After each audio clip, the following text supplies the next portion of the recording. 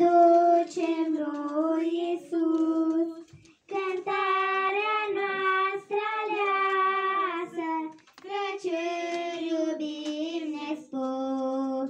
Slăvim, slăvim pe-al nostru Împărat Ceresc, slăvim, slăvim pe Domnul adorat.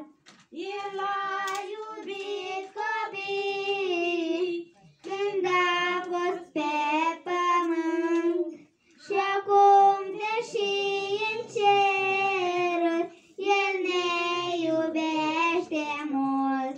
Slăvim, slăvim